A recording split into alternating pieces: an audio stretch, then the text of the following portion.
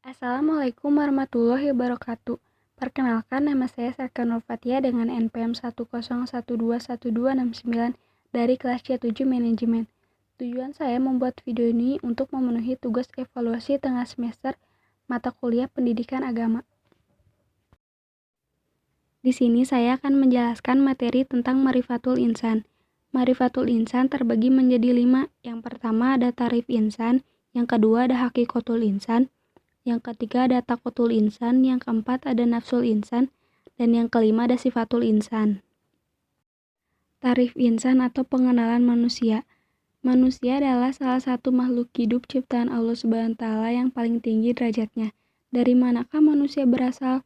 Tercantum dalam Quran Surat As-Saidah ayat 7-9 yang berbunyi, yang membuat sesuatu yang Dia ciptakan sebaik-baiknya dan memulai ciptaan manusia dari tanah. Kemudian Dia menjadikannya keturunan dari saripati air yang hina.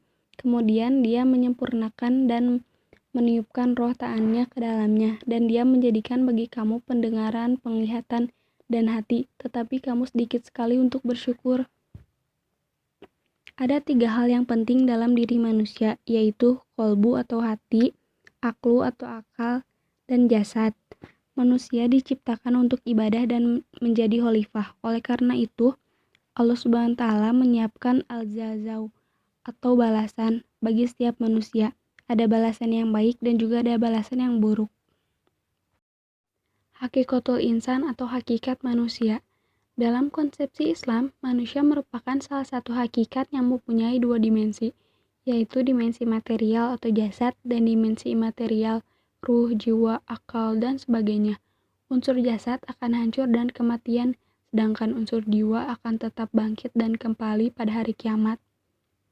Manusia diciptakan oleh Allah Subhanahu wa Ta'ala berada dalam kecenderungan kepada kebenaran dan patuh kepadanya. Manusia diciptakan oleh Allah dalam beberapa keadaan, diantaranya lemah, bodoh, fakir. Manusia dimuliakan, diistimewakan, dan ditundukkan alam padanya. Takotul insan atau potensi manusia. Menurut pandangan Islam, potensi manusia adalah suatu anugerah yang Allah berikan, karena Allah menciptakan manusia dalam bentuk yang sangat sempurna dengan kemampuannya. Maka dari itu, Allah membekali manusia dengan segenap potensi yang ada dalam dirinya. Potensi itu meliputi potensi jasmani atau fisik, rohani, dan spiritual, dan akal atau mind. Berikut ini potensi yang Allah berikan kepada manusia. Yang pertama, potensi pendengaran, yang kedua, potensi penglihatan, yang ketiga, potensi hati. 2 sikap yang harus ditanamkan dalam diri manusia yaitu al-masauliyah, tanggung jawab, dan yang terakhir al-amanah atau amanah. Nafsul insan atau jiwa manusia. Nafsu ada pada manusia setelah bercampur jasad dan ruh. Quran Surat Az-Zumar ayat 42. Nafsu berarti sebuah perasaan atau kekuatan emosional yang berasal dari diri seseorang. Sedangkan insan berarti manusia atau diri sendiri. Secara bahasa, kata nafsu berasal dari bahasa Arab. Nafsu kata mufrad jamaannya. Anfus atau nafusun dapat diartikan roh atau nyawa dari seseorang.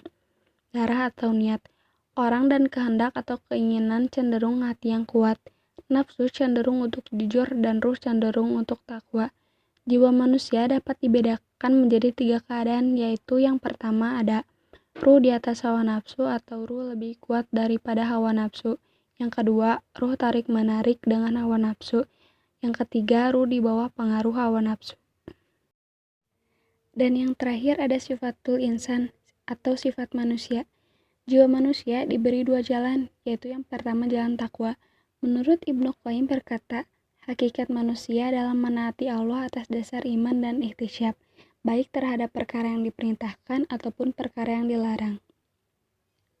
Takwa dalam Al-Quran memiliki 3 makna, yaitu yang pertama, takwa kepada Allah dan pengakuan superioritas Allah. Yang kedua, bermakna taat dan beribadah. Yang ketiga, dengan makna pembersihan hati dari noda dan dosa.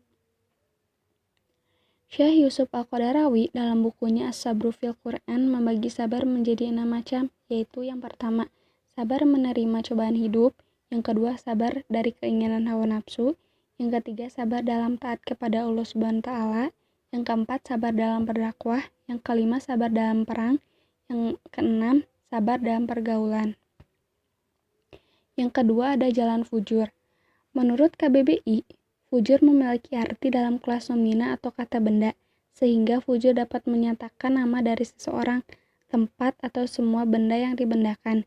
Sedangkan menurut para ulama at-tasyiyah atau pengotoran jiwa adalah menenggelamkan jiwa ke dalam dosa dan kemaksiatan.